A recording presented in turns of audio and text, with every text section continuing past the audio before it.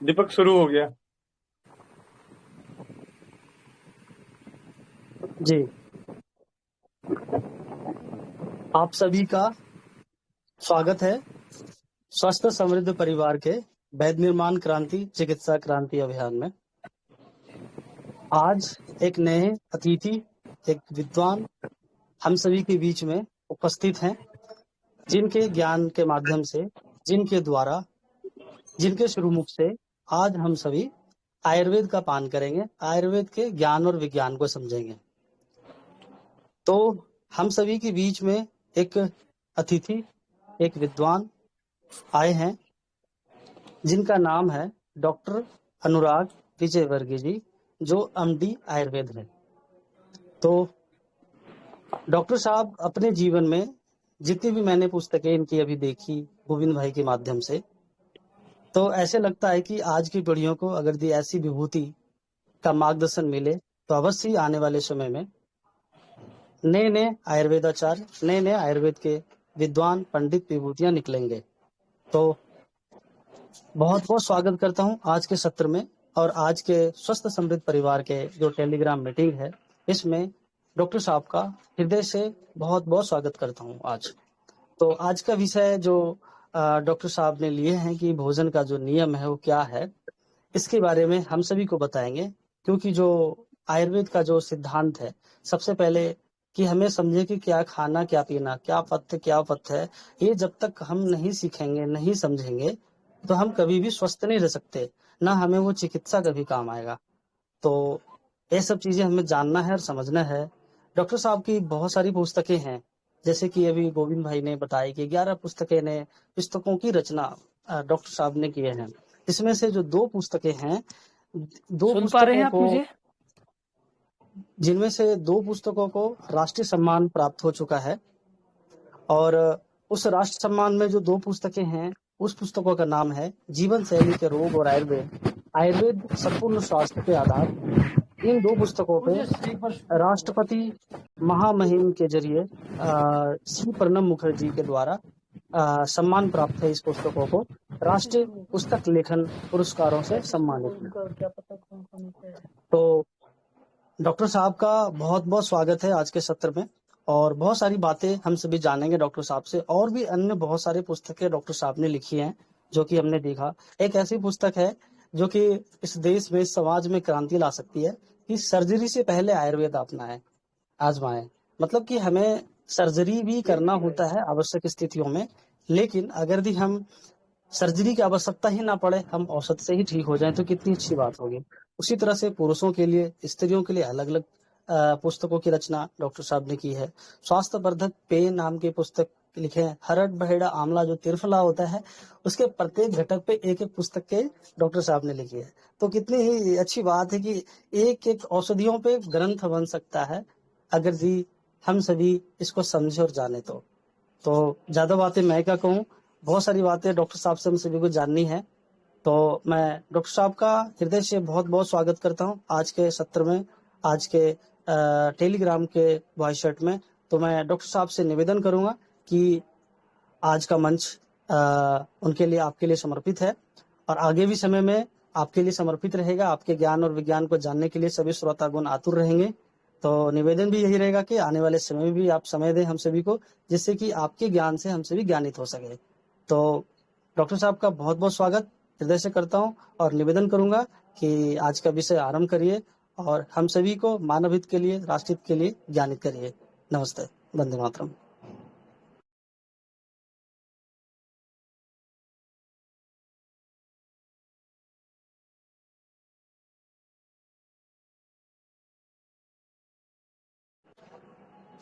Doctor साहब, क्या आप सुन पा रहे हैं?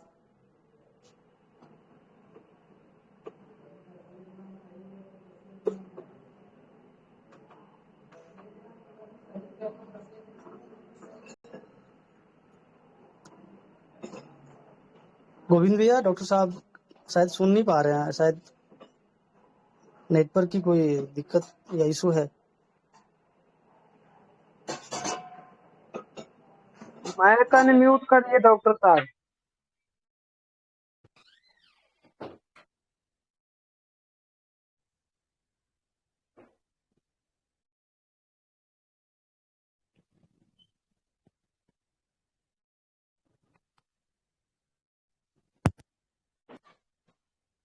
वंदे मातरम। डॉक्टर साहब, आप आवाज सुन पा रहे हैं? हाँ जी, मैं सुन पा रहा हूँ। हाँ, मंच आपको स्वस्थ समृद्ध परिवार का मंच आपके लिए इंतजार कर रहा है। आपकी वाणी से हम लोग ज्ञानित होने के लिए उतारू हैं, और आपके परिचय से भी उतारू हैं कि हम चाहते हैं कि आप भी थोड़ा सा अपना परिचय देते हुए हमें भोजन के नियम के ऊपर जो जानकारी है वो जानकारी दें। जी, धन्यवाद भाई साहब। मेरा नाम डॉक्टर अनुराग विजय वर्गीय है और मैं अभी शिमला से बोल रहा हूँ। सबसे पहले मैं मेरा कार्य शुरू करने से पहले मंत्रोच्चारण करूंगा।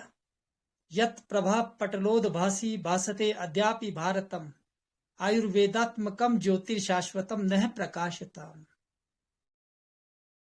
परिचय छोटा सा है। आयुर्वेदाचार्य, मैं राष्ट्रीय आयुर्वेद संस्थान जयपुर से हूँ और एमडी आयुर्वेद मैंने गुजरात आयुर्वेद विश्वविद्यालय जामनगर से किया। उसके बाद मैं अभी हिमाचल प्रदेश में सेवारत हूँ, शिमला। तो वर्षों का जो चिकित्सा अनुभव है, आयुर्वेद का जो ज्ञान है, उसको सब लोगों तक पहुंचे, यही भावना है। और लोग इसी भावना से, उपकार की भावना से जो भी साहित्य सृजन हो पाया, वो मैंने एक प्रकार से कह सकते हैं कि थोड़ा सा एक बूंद जैसा वो अंश जो है वो कार्य मैं कर पाया हूं अभी तक। तो शास्त्रों में लिखा है, अनंत शास्त्रम बहुलाच विद्या अल्पश्च कालो बहुविघ्नता च यतसार भूतम तद उपासनीयम हंसो यथा क्षीरम इवाम्बु मध्यात्। आप मुझे सुन पा रहे हैं सभी लोग? जी हाँ जी, सब ठीक जी, है? सही सुनाई दे रहा है? जी मेरी आवाज आ रही है? जी आवाज आती है। हाँ जी, ठीक है ना जी। तो सबसे पहले हम बात करें कि आयुर्वेद जो है ये पांचवा इसे वेद माना जाता है। अथर्ववेद का उपवेद है। तो आयुर्वेद के महर्षियों ने जो उद्देश्य बताया, स्वस्थस्य स्वास्थ्य रक्षणम आतुरस्य विकार प्रशमनम च। आयुर्वेद का उद्देश्य स्वस्थ व्यक्ति के स्वास्थ्य की रक्षा करना, प्रथम उद्देश्य यह है। दूसरा उद्देश्य है आतुरस्य विकार प्रशमनम च, रोगी व्यक्ति का उपचार करना, रोग का निवारण करना, ये दूसरा उद्देश्य है। तो आप स्पष्ट देखेंगे कि पहला उद्देश्य जो महर्षि सुश्रुत ने बताया था वो है स्वस्थस्य स्वास्थ्य रक्षणम, स्वस्थ व्यक्ति की स्वास्थ्य की रक्षा करो, पहला काम हमारा ये है। आयुर्वेदज्ञों का कार्य ये है। उपचार बाद की बात है। तो इसका अभिप्राय है कि ये prevention is better than cure. सबसे पहले हमें प्रिवेंशन पर ध्यान देना है। तो विषय होता है आयुर्वेद में, मैं बात करूं कि स्वस्थ का लक्षण बताया है। स्वस्थ कौन है? स्वस्थ का परिचय देते हुए सुश्रुत संहिता में लिखा है कि समदोष है समाग्निश्चय समधातु मलक्रिय है प्रसन्न आत्मेन्द्रिय मन है स्वस्थ इति अभिधीयते। स्वस्थ कौन है? यही लगभग ऐसी परिभाषा महर्षि सुश्रुत के बाद विश्व स्वास्थ्य संगठन ने भी ऐसी ही परिभाषा निकाली है। तो महर्षि सुश्रुत की परिभाषा है, समदोष है समाग्निश्चय समधातु मलक्रिय है प्रसन्नात्मेन्द्रिय मन है स्वस्थ इति अभिधीयते। दोष, तीनों दोष जो समान होने चाहिए, संतुलित होने चाहिए। समाग्निश्चय, हमारी अग्नियां, सप्त धात्वाग्नियां, पंचभूताग्नियां और एक जठराग्नि, ये संतुलित होनी चाहिए। सम दोष है समाग्निश्चय सम धातु, सप्त धातुएं समान होनी चाहिए, रस रक्त मांस मेद अस्थि मज्जा शुक्र, इनका संतुलन ही स्वास्थ्य है। फिर आगे कहा सम धातु मलक क्रिया, मल इत्यादि की क्रियाएं भी संतुलित होनी चाहिए। फिर अग्रिम पंक्ति में कह रहे हैं कि प्रसन्न आत्मेंद्रिय मन है। इतना ही पर्याप्त नहीं है कि धातुएं स्वस्थ हैं, दोष सही हैं, संतुलित हैं, ऐसा पर्याप्त नहीं है। स्वस्थ व्यक्ति वो है प्रसन्न आत्मेंद्रिय मन है, जिसकी आत्मा प्रसन्न है, जिसकी सूक्ष्म इंद्रियां प्रसन्न है और जिसका मन प्रसन्न है, तभी वो व्यक्ति पूरी तरह स्वस्थ हो सकता है। अन्यथा वो स्वास्थ्य की परिभाषा नहीं है। WHO ने इतने सालों बाद ये परिभाषा में कहा, health is a state of complete physical mental spiritual social wellbeing. ये भी शामिल किया कि सामाजिक दृष्टि से भी स्वस्थ होना बहुत जरूरी है। मेंटल, मानसिक स्वास्थ्य जो आयुर्वेद हजारों वर्षों से इस बात की वकालत करता आ रहा है, उसको विश्व स्वास्थ्य संगठन अब उसको कह रहा है इतने टाइम के बाद। तो आप समझ सकते हैं कि हमारे ऋषि मुनियों की बातें कितनी गहरी थी, कितनी गहराई तक उनका अध्ययन था। तो एक प्रकार से हम कहते हैं कि वो लोग आप्त कहते हैं उनको। आप्त का मतलब है, आप्त का अभिप्राय है जो रज और तम से रहित थे। रजस तमोभ्याम निर्मुक्ता तपो ज्ञान बलेन ये शाम त्रिकालम अम्लम ज्ञानम अव्याहतम सदा आप्तः शिष्टा विबुद्धास्ते तेषाम वाक्यम असंशयम। आप्त की परिभाषा बता रहा हूं। जो ऋषि मुनि थे वो सब आप्त थे, यानी उन्होंने स्वयं रचना नहीं की, उनको एक प्रकार से ईश्वरीय आज्ञा थी, अनुभूतियां थी, उसके आधार पर उन्होंने इन वेदों की रचना की। ये एक प्रकार से एक इसको हम कह सकते हैं कि उनका व्यक्तिगत वो नहीं था, लेकिन इनको ईश्वरीय कृपा के रूप में वेदों का उनके द्वारा निर्माण कराया गया। और वो वेद जो है आज आयुर्वेद के रूप में हम पढ़ रहे हैं उस वेद को। तो मैंने कहा कि स्वस्थ व्यक्ति कौन है, इसी को आम आदमी की भाषा में हम कहते हैं। स्वस्थ की परिभाषा आम आदमी कैसे समझता है? पांव गरम, पेट नरम, सिर ठंडा, डॉक्टर आवे तो मारो डंडा। ये एक सहज परिभाषा है। आम आदमी से पूछो, उसको कोई मतलब नहीं दोष क्या है, अग्नि क्या है और चीजें क्या है, उसको कोई मतलब नहीं। वो ये कहता है, वो मोटी समझ का आदमी है, वो ये कह रहा है कि वो कह रहा है कि पांव गरम, पैर जो है हमेशा गर्म होने चाहिए यदि कोई व्यक्ति स्वस्थ है। तो पेट नरम होना चाहिए, सिर ठंडा होना चाहिए, तभी वो व्यक्ति स्वस्थ कहला सकता है। वो व्यक्ति स्वस्थ की परिभाषा में उसका समावेश होता है। तो ये बड़ा रोचक विषय है। मैं कहता हूं कि देखिए, पेट नरम क्यों कहा? क्योंकि आज पूरी मानवता इस समस्या से जूझ रही है। बढ़ा हुआ पेट बढ़ जाता है तो सीधा लक्षण दिखता है कि ये व्यक्ति बीमार है। पांव गरम, पैर जो है, पेट नरम होना चाहिए, पैर गर्म होने चाहिए। तो बहुत सारे रोगी ऐसे आते हैं जिनको थायराइड है, जिनको मधुमेह रोग है, तो उनके पैर ठंडे हो जाते हैं। सिर ठंडा नहीं है। बहुत सारे लोग हैं जो आज पूरी मानवता डिप्रेशन, अनिद्रा, नींद नहीं आना, बेचैनी, इस तरह के रोगों की भीषण चपेट में है। तो उनको क्या करना है? उनको जो है, उनके लिए मस्तिष्क का, दिमाग का ठंडा होना बहुत जरूरी है। ये एक लोक कहावत मैंने बताई आसान भाषा में बताने के लिए। तो उसके लिए क्या है, फिर आचार्य जो हमारे चरक हैं उन्होंने आगे कहा कि कौन व्यक्ति स्वस्थ रह सकता है, स्वस्थ कैसे रहे। हमने स्वास्थ्य की परिभाषा बताई, कैसे, क्या स्वस्थ कौन है, फिर स्वस्थ कौन रहेगा, कैसे रह सकता है। तो वो कहते हैं, नित्यम हिताहार विहार सेवी समीक्षकारी विशेषु असक्त है, दाता समय सत्य पर है, क्षमावान आप्तोप सेवी च भवत्यारोग है। स्वस्थ कौन रहेगा? जो नित्य हितकर आहार विहार का सेवन करता है, पहली शर्त। समीक्षाकारी, दूसरी बात बताई, हर काम को सोच समझ के करता है, परीक्षण करके करता है, वो व्यक्ति स्वस्थ रहेगा। विशेषु असक्त है, विषयों में, विषय वासनाओं में उसकी आसक्ति नहीं होगी, वो व्यक्ति स्वस्थ रहेगा। अगली पंक्ति में कहते हैं, दाता, स्वस्थ कौन रहेगा? जो दानशील है। जो दानशील व्यक्ति होना भी स्वास्थ्य का लक्षण है। दाता समय समदर्शी है, सबको समान भाव से देखता है। मातृवत पर दारेशु पर द्रव्येशु लोष्टवत, ये सम दृष्टि। दाता समय सत्य पर है, सत्य बोलने वाला होता है, वो व्यक्ति स्वस्थ रहेगा। सत्य बोलने की इतनी बड़ी महिमा हजारों वर्ष पहले उनको लिखने की क्या जरूरत थी कि सत्यम वद प्रियम वद। सत्य बोलने से स्वास्थ्य पर प्रभाव पड़ता है। जब हम झूठ बोलते हैं तो हमारे शरीर में, मन मस्तिष्क में जो हार्मोन से स्रावित होते हैं वो स्वास्थ्य के लिए बड़ी हानिकारक साबित होते हैं। इसलिए कहा कि सत्य पर है, क्षमावान शब्द प्रयोग किया कि व्यक्ति को माफ करने का स्वभाव होना चाहिए।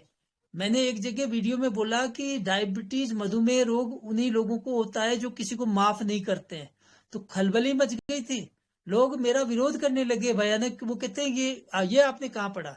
हमने यहाँ पढ़ा, हम संदर्भ दे रहे हैं। क्षमावान होना चाहिए आदमी को, तो वो डायबिटीज से बचा रहेगा। आज दुनिया क्योंकि बहुत ज्यादा क्रोध, बहुत ज्यादा किसी को माफ नहीं करने का स्वभाव, ये सब आपके पैंक्रियाज को सड़ाने लग जाते हैं, जिसके कारण आपको मधुमेह रोग पैदा हो जाता है। तो ये कोई नई बात नहीं है, ये अलग बात है कि उन बातों को, शास्त्रीय बातों को आम जनता तक पहुंचाने का दायित्व, जो सेतु का कार्य है, वो पूरी तरह से लोग कर नहीं पाए। इसलिए शास्त्रों में तो लिखा है, सत्य पर है क्षमावान, आप तो सेवी चे भवत्य आरोग्य। और जो व्यक्ति आप जनों की, विद्वानों की जो सेवा करता है, वो व्यक्ति स्वस्थ रहता है।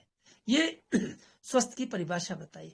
उसके बाद आगे जो महर्षि चरक लिखते हैं कि 100 साल कौन जिएगा। शतायु, भारतीय संस्कृति में कहा शतायु भव, जीवे में श्रद्धा शतम। तो ये जो परिभाषा दी है, इस परिभाषा के पीछे कारण था, कौन आदमी 100 साल जिएगा। अब महर्षि अग्निवेश से कृत जो है चरक संगीता से बड़ा प्रामाणिक ग्रंथ आयुर्वेदज्ञों के लिए, इससे बड़ा कोई गीता नहीं है उनके लिए। हम जिसको मानते हैं वहां पर ये लिखा है स्पष्ट शब्दों में। महर्षि चरक एक जगह लिखते हैं, वामशायी द्विभुंजानो षड्मूत्री द्विपुरीश कह, स्वल्प मैथुनकारी च शत वर्षाणी तिष्ठति। 100 साल कौन जिएगा? बाई करवट सोने वाला, वामशायी। इसका अभिप्राय हुआ कि हमें बाई करवट ही सोना चाहिए। द्विभुंजानो, 2 बार भोजन करने वाला, वो व्यक्ति 100 साल जिएगा।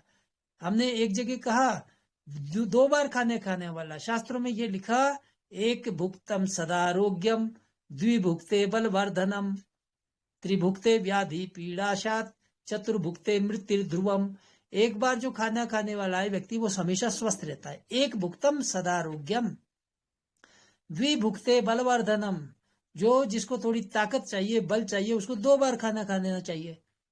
त्रिभुक्ते व्याधि पीड़ाशात, जो व्यक्ति 3 बार भोजन करता है, उसकी रोग जल्दी आ जाते हैं। और चतुर्भुक्ते मृत्यु ध्रुवम, तो 4 बार जो व्यक्ति खाना खाता है, उसकी मृत्यु जल्दी आती है। इसलिए हमने कहा वामशायी द्विभुंजानो, 2 बार खाना खाने वाला 100 साल जिएगा। षड्मूत्री, 6 बार मूत्र त्याग करने वाला व्यक्ति 100 साल जिएगा। द्विपुरुष कहे, 2 बार मल त्याग करना चाहिए, वो 100 साल जिएगा। स्वल्प मैथुनकारी च शत वर्षाणी तिष्ठति, ऐसा व्यक्ति 100 वर्ष जिएगा। ये महर्षि चरक ने स्पष्ट शब्दों में लिख दिया। अब इसकी कैसी अनुपालना हो रही है, उसके कारण आप रोग देख सकते हैं, रोगों की भयंकरता देख सकते हैं। आयुर्वेद के मूल सिद्धांतों की, मूल नियमों की, मूल उपनियमों की अवहेलना का नतीजा है कि आज बड़े बड़े अस्पताल भरे पड़े हैं और चिकित्सा एक व्यापार का रूप ले चुका है, बहुत बड़े व्यापार का, जहां पर जायज नाजायज सब बातें वहां हो रही है। आपको 24 घंटे में 80,000 रुपए का बिल थमाने वाले बड़े बड़े हॉस्पिटल्स की लंबी लिस्ट इस समय है, जहां पर जाकर के आपको उसके बावजूद भी मृत्यु मिलती है। उसके बाद भी कोई गारंटी नहीं कि आपको जीवन दान मिलेगा, प्राण दान मिलेगा। इसका कारण यह है कि हम लोगों ने अपने शाश्वत मूल्यों की, जो ऋषि महर्षियों ने बताए, उनकी घोर अवहेलना की। अभी मेरे पास एक रोगी आया, तो वो कहीं स्वदेशी विचारधारा से जुड़े हुए थे। मैंने उनसे पूछा कि आप चाय कितनी पीते हैं, तो वो कहते हैं कि चाय तो दिन भर में कई कप हो जाते हैं। तो हमने कहा आपकी शिक्षा दीक्षा या तो गलत हुई है या उसमें अधूरापन दिख रहा है। आप एक तरफ इतना बड़ा आंदोलन, स्वदेशी के बहुत बड़े मठाधीश हैं, और आप स्वदेशी होने के बावजूद भी चाय का सेवन कर रहे हैं, तो ये बहुत बड़ी शर्म की बात है कि आप पाश्चात्य संस्कृति का अंधानुकरण कर रहे हैं, और आप कैसे स्वस्थ रह सकते हैं। तो ये मेरे विचार आया, मैंने आपको बताया। तो हम आज चर्चा करने ऊपर भोजन के नियमों की यदि हम बात करें, तो आयुर्वेद में जितना सहजता के साथ भोजन के नियम बताए, वो बहुत ही अद्भुत है। वो सब टाइम टेस्टेड चीजें हैं और भारतीय संस्कृति में रची बसी हुई है। इन भोजन के नियमों को यदि कोई पालन कर लेता है, बहुत छोटी छोटी बातें हैं, यदि उनको सजगता से उनका पालन कर लेता है, तो कोई व्यक्ति, उस व्यक्ति को निरोगी होने से कोई नहीं रोक सकता। बात यहाँ तक आती है कि मुझे एक शेर याद आ रहा है यहाँ पर कि जरा सी जिंदगी में व्यवधान बहुत है, तमाशा देखने को यहाँ इंसान बहुत हैं, खुद ही बनाते हैं हम पेचीदा जिंदगी को, वरना तो जीने के नुस्खे आसान बहुत हैं, बहुत आसान नुस्खे हैं। हम उनको यदि हम फॉलो करते हैं, बहुत ही आसान प्रयोगों को हम अपनाते हैं, अपने जीवन में आत्मसात करते हैं, तो हमें शतायु होने से कोई भी नहीं रोक सकता। क्योंकि आयुर्वेद में ये आयु का वेद है। यहाँ स्पष्ट शब्द में कहा है। आपको फिर याद दिला देता हूँ, एक संदर्भ मुझे याद आ रहा है कि ये पूछा गया कि कौन स्वस्थ है, तो ऋषि ने कहा हित भुक, मित भुक और रित भुक। ये तो आप भी जानते होंगे। जो व्यक्ति हित कर खाना खाएगा, जो व्यक्ति नपातुला खाना खाएगा, और तीसरा है रित भुक। रित भुक का मतलब हक की कमाई खाएगा, ईमानदारी की कमाई से जो धन अर्जित किया है उसका खाना खाएगा, वही व्यक्ति स्वस्थ रह सकता है, बाकी कोई स्वस्थ नहीं रह सकता। तो विषय ये था, मैंने आपको बताया 100 साल कौन जिएगा। अब ये होता है, जो हमारा जो ग्रंथ है आयुर्वेद के महर्षि चरक ने लिखा, उसमें एक स्थान पर ये लिखते हैं कि भोजन के नियम, विमान स्थान में इसका उल्लेख किया। वहां पर महर्षि चरक ने लिखा कि भोजन के बहुत सूक्ष्म नियम है। तो एक पंक्ति में उन्होंने सारे विषय को समेट के रख दिया। वो कहते हैं कि भोजन कैसे करना चाहिए। उष्णम स्निग्धम मात्रावत जीर्णे वीर्या विरुद्धम नाति द्रुतम नाति विलंबितम अजल्पन अहसन तन्मना भुंजित आत्मानम अभिसमीक्ष सर्वम। इस पंक्ति में सारा रहस्य छुपा हुआ है भोजन के नियमों का। तो वो क्या बता रहे हैं कि कैसे भोजन करना। उष्णम, एक एक विषय हम ले लेते हैं। हमें हमेशा गर्म भोजन करना चाहिए। उष्णम का मतलब है गर्म, ताजा, गरम चीज, मतलब गर्म किया हुआ। तो ये बात क्यों है, गर्म भोजन की इतनी महिमा क्यों बताइए? क्योंकि गर्म भोजन हमारे शरीर को, अग्नि को बढ़ाता है, और हमारे शरीर की अग्नियां भोजन का सुपाच्य बना देती है, उसको लघु एवं सुपाच्य कर देती है। तो ये कहा उष्णम, गर्म भोजन करें। हो क्या रहा है कि आज pizza, hot dog, burger, momos, chow mein, spring roll, manchurian, patties, cake, कुरकेज, ब्राउनीज, डोनट्स, डिमसिम, ऐसे ऐसे नाम है। मैंने तो सुने हैं, मुझे जानकारी, मैंने सेवन नहीं किया है, लेकिन ये कितने रोचक नाम हैं। ये सब जो है ये उष्णम तो हैं, इनको गर्म तो कर लेते हैं, लेकिन ये बासे हैं, ये पुराने हैं, 6-6 महीने पुराने भी हो सकती हैं कुछ चीजें। आप उनका सेवन कर रहे हैं। जैसा खाए अन्न वैसा होगा मन, जैसा पिए पानी वैसी होगी वाणी। ये टाइम टेस्टेड बातें हैं, बुजुर्गों ने कही। बुजुर्गों की बातों को हल्के से हम नहीं ले सकते, क्योंकि वो लैब टेस्टेड भले ही नहीं हो, लेकिन टाइम टेस्टेड है। टाइम टेस्टेड होने के कारण वो सर्वथा हर कालखंड में उतने ही उनकी महिमा कम नहीं हो सकती। ये शाश्वत मूल्य है, इनका महत्व कभी नहीं घट सकता। इसलिए हमें पूरे आदर से टाइम टेस्टेड बातों को फॉलो करना चाहिए, क्योंकि हम कह रहे हैं उष्णम स्निग्धम, हमें स्निग्ध भोजन करना चाहिए, चिकना भोजन। आज जो है, आज के तथाकथित डॉक्टर्स ये कहेंगे कि नहीं, घी तो भूल के भी नहीं खाना। एक कालखंड ऐसा आया जहां कुछ लोगों ने घी का सेवन बिल्कुल बंद कर दिया, क्योंकि उन तथाकथित डॉक्टरों की मेहरबानी थी कि उन्होंने कहा कि घी तो बिल्कुल भी हाथ नहीं लगाना, क्योंकि घी के यदि आप हाथ लगाएंगे तो आपका कोलेस्ट्रॉल बढ़ जाएगा, आपका ब्लड प्रेशर बढ़ जाएगा, पता नहीं क्या क्या नहीं कहा। उधर हमारे बुजुर्गों ने कहा कि मांस खाए मांस बढ़े। मूल कहावत है, खाए चना रहे बना। मांस खाए मांस बढ़े, घी खाए खोपड़ी, दूध पिए शक्ति बढ़े, भुला दे सब हेकड़ी। तो घी क्यों जरूरी है? दिमाग को चलाने के लिए। ये कुछ लोगों का एक षड्यंत्र था, जिन्होंने ये भारत में फैलाया कि घी खाने से व्यक्ति बीमार हो जाता है, ताकि भारतीय जनता घी खाना बंद करे। क्योंकि घी खाने से तो खोपड़ी चलती है। मांस खाए मांस बढ़े, घी खाए खोपड़ी, दूध पिए शक्ति बढ़े। ताकत चाहिए तो दूध पियो, गलत कुछ नहीं है। धातु वर्धक बलकारक, जो पिए पूछो मोए। दूध समान त्रिलोक में और ना औषध कोय। दूध के ऐसी तीनों लोकों में कोई ऐसी दवा नहीं है जो धातु वीर्यवर्धक है, बलवर्धक है। इसलिए बड़े बड़े पहलवान दूध का सेवन करते थे। मांस खाए मांस बढ़े, घी खाए खोपड़ी। घी खाने से ब्रेन चलता है, दिमाग जो है आप चिकित्सा विज्ञान ये कहता है मस्तिष्क का 80% हिस्सा घी जैसे समजातीय तत्वों से बना है। तो जब आयुर्वेद ये कहता है कि घी खाने से खोपड़ी, तो घी बराबर गुण जो है, घी के गुण है वही मस्तिष्क में वही गुण है, तो घी खाने से ब्रेन चलता है। बुजुर्गों ने ये बात कही, तो वो मूर्ख नहीं थे हमारे बुजुर्ग जिन्होंने इतनी बड़ी बात कही कि घी खाओ। इसलिए मैंने कहा उष्णम स्निग्धम मात्रावत, स्निग्ध खाना चाहिए, रूखा भोजन नहीं करना चाहिए। आयुर्वेद महर्षियों ने रूखे भोजन की बड़ी निंदा की है, रूखा नहीं खाना है। आप हमेशा घी खाइए, थोड़ा घी खाइए, गाय का घी लीजिए, देशी स्वदेशी नस्ल की गाय का घी लीजिए। अमृत है आपके आसपास, अमृत की खजाना है, अमृत का रस बह रहा है, आपके ऊपर है। आपकी थोड़ी सी सजगता, आप अपने स्वास्थ्य का, अपने परिवार के स्वास्थ्य का, अपने समाज के स्वास्थ्य का आप बहुत अच्छे से परिरक्षण कर सकते हैं।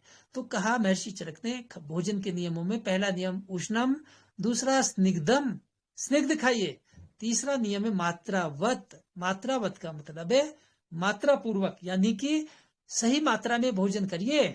भोजन की मात्रा बताई। अभी मैंने थोड़ी देर पहले बताया था कि मात्रा क्या है। मात्रा जो है, आप आयुर्वेद के महर्षि ये लिखते हैं कि अनेन कुक्षेर द्वावंशौ, अष्टांग संग्रह में लिखा, अनेन कुक्षेर द्वावंशौ पानेन एकम प्रपूर्येत। अभिप्राय है कि पेट के 4 हिस्से बना लो, अनुमान से पेट के 4 हिस्से बना लीजिए। पहले हिस्से को अन्न से भरना है, अनेन कुक्षेर द्वावंशौ, 2 हिस्से तो अन्न से भर लो। तीसरा हिस्सा पानेन एकम प्रपूर्येत, उसको पानी से भरना है तीसरे हिस्से को। और फिर चौथा हिस्सा जो बचा, वायो संचरणार्थाय चतुर्थमेव अवशेषयेत, चौथे हिस्से को वायु के संचरण के लिए खाली रखिए। हो क्या रहा है, हम भरपेट भोजन करते हैं, कोई हिस्सा खाली नहीं छोड़ते। पेट का कोई क्या मजाल है कि एक भी हिस्सा उसको खाली रहते, और सब कुछ पेट अन्न से भर करके उसके बाद पानी पीते हैं 2 गिलास, ठीक है। उसके बाद जो है पेट पर हाथ फेरते हैं, तोंद बढ़ जाती है, पेट बढ़ जाता है। और बढ़ा हुआ पेट हृदयाघात, हार्ट अटैक का बहुत बड़ा कारण है। जितना बड़ा पेट उतना आपको हार्ट अटैक का खतरा। उष्णम स्निग्धम मात्रावत, मात्रा पूर्वक भोजन करिए, नप्पा तुला भोजन कीजिए। आपको जो है उतना ही भोजन करना चाहिए जितना आपके शरीर को आवश्यकता है। भोजन के बारे में ये कहा कि सब कुछ सर्वम अन्ने प्रतिष्ठितम, ये जो है विद्या, रूप, धृति, मेधा सब अन्न में छिपी हुई है। आप जितना जो है अनाज का सेवन दुरुपयोग करेंगे उतने आप अस्वस्थ रहेंगे। डॉक्टरों की भूमिका नहीं है, डॉक्टरों का तो अलग भूमिका है, आज के कालखंड में उनकी भूमिका बिल्कुल अलग है। इसे क्या ध्यान रखना है, अन्न पर ध्यान रखिए, मात्रा पूर्वक। उष्णम स्निग्धम मात्रावत जीर्णे, चौथी बात बताइए, जीर्णे यानी पिछला भोजन जब तक हजम नहीं हो जाए तब तक दूसरा भोजन मत कीजिए। पहला भोजन हजम हो जाए उसके बाद ही आपको भोजन ग्रहण करना चाहिए। हम क्या कर रहे हैं, दिन भर खाते रहते हैं, जब जो मिला। ये पाश्चात्य संस्कृति की देन है, क्योंकि हमने पाश्चात्य संस्कृति का अंधानुकरण किया। उनके यहाँ चलता है लंच है, डिनर है, ये वो, ये सब तामझाम उनके यहाँ है। भारतीय संस्कृति साफ सुथरी बात कहती है। भारतीय संस्कृति है, कहते खाए पिए समय पर और समय पर सोए, जीवन में संयम करे, रुग्ण काहे को होए। सहज भाषा में बता दिया बुजुर्गों ने, समय पर खाना पीना चाहिए, समय पर सोना चाहिए और जीवन में संयम रखना चाहिए। तो फिर बीमार कैसे पड़ेगा आदमी, बीमार नहीं पड़ सकता। अब क्या हो रहा है कि रात्रि भोजन, हमारा कोई समय ही नहीं है। रात को खाना खाएंगे 10 बजे, 12 बजे खाना खा रहे हैं, कोई समय नहीं है। बायोलॉजिकल क्लॉक की भाषा को सुनने को कोई तैयार नहीं है। उस सब का नतीजा है कैंसर जैसा रोग आज हर तीसरे व्यक्ति को देखने में आ रहा है। बहुत बुरी हालत है। अभी अगले दशक में और बुरी हालत होने वाली है, क्योंकि बुजुर्गों ने कहा, ऋषियों ने कहा, नरकस्य एतद् द्वारम प्रथमम रात्रि भोजनम। नरक का द्वार बताया रात्रि भोजन। जो व्यक्ति सूर्यास्त के बाद भोजन करेगा वो नरक में जा रहा है। नरकस्य एतद् द्वारम प्रथमम रात्रि भोजनम, ये महाभारत में लिखा है। पर स्त्री गमनम चैव, दूसरा है नरक का द्वार पर स्त्री गमन। तीसरा है संधान अनंत काई के। संधान कहते हैं रात के टाइम अचार मुरब्बे खाना, नरक में जाएगा, भूल के भी मत खाइए। बुजुर्गों ने कहा रात के समय दाल खाना ही नहीं चाहिए। शाम के भोजन में भी चना, दाल, बेसन, कड़ी, अरबी, राजमा, भिंडी, दही, मूली, खीरा, जमीकंद और फल, इनका सेवन शाम को नहीं करना चाहिए। ये हजारों साल से कहा, बुजुर्गों ने कहा, जो 100 साल जी कर गए उन्होंने कहा। आज हालात कितने बदतर हो गए। क्यों कहा कि रात्रि भोजन निषेध है। पर स्त्री गमनम चाहिए संधान अनंत काई के। संधान कहते हैं अचार मुरब्बा, अनंत कायिक पर्याय नाम है जमीकंद का। रात को जमीकंद भी नहीं खाना चाहिए। तो रात को तो खाना ही नहीं है। आयुर्वेद तो ये कह रहा है रात को भोजन। किसी भी आचार्य ने ये नहीं कहा, आयुर्वेद के महर्षि ने, कि रात्रि भोजन किया जाए। सबने ये लिखा, अष्टांग संग्रह ने लिखा स्पष्ट शब्द में, सायं भुक्त्वा लघु हितम समाहित मन है शुचि शास्तारम अनुसंस्मृत्य स्व संयाम च अत संविशेत। सायंकाल में क्या करना है? सायं भुक्त्वा लघु हितम, शाम को हल्का भोजन और हितकारी भोजन करना चाहिए। इसका मतलब, हितकारी का मतलब अपना शरीर देखो, आपके शरीर को क्या अनुकूल है वो आहार करना है। आपको शाम के समय भरपेट आप डिनर, कहाँ हमारी संस्कृति में कहीं डिनर की, कहीं नहीं लिखा है डिनर करना। लघु हितम, सायं भुक्त्वा लघु हितम, हल्का भोजन कीजिए। इतना हल्का सुपाच्य जो आसानी से हजम है, ये ऋषियों ने कहा। अब उसके लिए आजकल इंटरमिटेंट डाइट का कंसेप्ट ले आए, उसके लिए और नई नई बातें ले आए। तो ये सब नितांत हास्यास्पद चीजें हैं, क्योंकि हम हमारी संस्कृति के मूल तत्वों की अवहेलना कर रहे हैं। ऋषियों ने तो स्पष्ट शब्द में कहा, और भी आगे कहा कि एतानी पंचकर्माणि संध्यायाम वर्जियेत बुधे। संध्या काल में बुद्धिमान व्यक्ति को 5 कार्य नहीं करने चाहिए। विषयांतर नहीं है, भोजन की भी बात इसमें, इसलिए मैं आपको ये संदर्भ दे रहा हूँ। भाव मिश्र जी हुए, आचार्य भाव मिश्र जी, 13वीं शताब्दी का ग्रंथ है भाव प्रकाश निघंटु। उसमें लिखा, एतानी पंचकर्माणि संध्यायाम वर्जियेत बुधे। संध्या काल में ये 5 कार्य नहीं होने चाहिए। संध्या काल सुबह भी होता है, दिन और रात के मिलन के समय को संध्या काल कहते हैं। उस समय 5 कार्य नहीं करने चाहिए। इसी प्रकार शाम को भी संध्या होती है, 2 संध्याएं। आहारम मैथुनम निद्राम संपाठम गति मध्वनि। उस समय आहार निषेध है, संध्या काल में भोजन नहीं करना चाहिए। मैथुन निषेध है, निद्रा सोना नहीं चाहिए, संपाठम पढ़ना नहीं चाहिए, गतिम अध्वनि रास्ते पर चलना नहीं चाहिए, पैदल नहीं घूमना चाहिए संध्या काल में। ऐसा कहा है बुजुर्गों ने, ये कहा, शास्त्रों ने कहा। फिर आगे कहा, अगली पंक्तियों में कहा कि क्यों नहीं करना चाहिए ऐसा। उन्होंने लिखा, आचार्य भाव मिश्र जी लिखते हैं आगे, इसका फलश्रुति, भोजनात् जायते व्याधि मैथुनाद गर्भ वैकृति निद्रा या निस्वता पाठाद आयु हानि गते भयम। भोजन से व्याधियां पैदा होंगी यदि संध्या काल में आप भोजन करेंगे। देख लीजिए, लंबी कतारें हैं, सारे हॉस्पिटल भरे हुए हैं, वेटिंग में चला हुआ है कार्यक्रम। जो भारत दुनिया को दिशा दिखाता था, जो आयुर्वेद 100 साल जीने की प्रतिज्ञा दिलाता है, विधि सिखाता है, उस देश के लोग लंबी लाइनों में लगे हुए हैं। जीवन शैली के रोग, मोटापा, BP, sugar, cholesterol, uric acid, creatinine बढ़ना, किडनी फेल होना और घुटने में ग्रीस खत्म होना, ऐसी ऐसी बीमारियों की भयानक चपेट में है। ये नितांत हास्यास्पद नहीं है तो और क्या है। भोजना जायते व्याधि, संध्या काल में जो भोजन करेगा उसको व्याधि हो जाएगी। मैथुनाद गर्भ वैकृति, मैथुन करने से यदि संतान ठहर गई तो विकृत संतान का जन्म होगा संध्या काल में। मैथुनाद गर्भ वैकृति, निद्राया निस्वता, यदि संध्या काल में आप सोते हैं, हमारे बुजुर्ग, मेरा मूल, मैं राजस्थानी हूं, तो वहां पर हमारे बुजुर्ग कहते थे कि भाई संध्या काल में सोना नहीं चाहिए। क्यों? कहते थे आवारी टाइम है, शाम को सोना नहीं, बच्चे सोना नहीं। निद्राया निस्वता, निस्वता का मतलब है अपना कुछ नहीं रहेगा, लक्ष्मी का नाश होगा। संध्या काल में सोने से धन का नाश होता है। पाठाद, और संध्या काल में यदि पढ़ेंगे, आयु हानि, उम्र का नाश होता है, आयु नाश होता है पढ़ने से।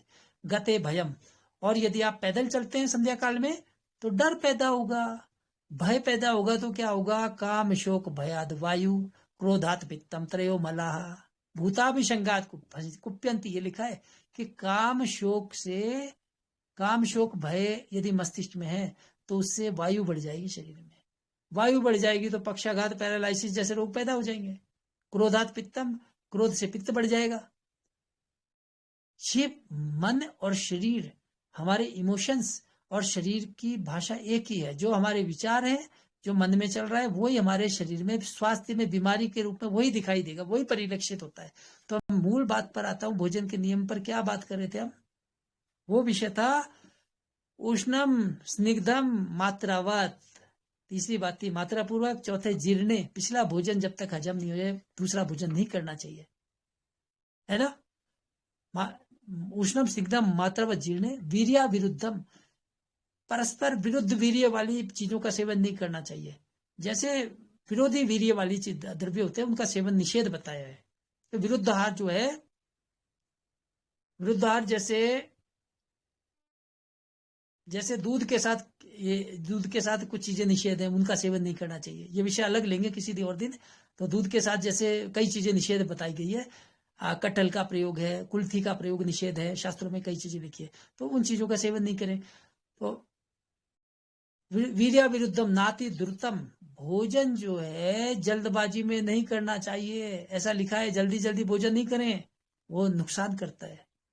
बहुत हड़बड़ी में जो लोग भोजन करते हैं उन लोगों को बहुधा डायबिटीज रोग होता है, मधुमेह रोग उन्हीं रोगियों को होता है। मैंने हजारों पेशेंट की हिस्ट्री ली है, उनमें यह मैंने पाया। मैं पूछता हूँ जी भोजन कैसे करते हैं, बोले जी बहुत ताबड़तोड़, पता ही नहीं चलता जी, जल्दबाजी में भोजन कर लेते हैं, डायबिटीज हो जाएगा। नाति द्रुतम, बहुत जल्दी भोजन नहीं करना चाहिए। नाति विलंबितम, बहुत धीमे भी नहीं खाना है। ऐसा नहीं खाना खाने बैठे आप पंगत में, आप सबसे पीछे बैठे रह जाएंगे।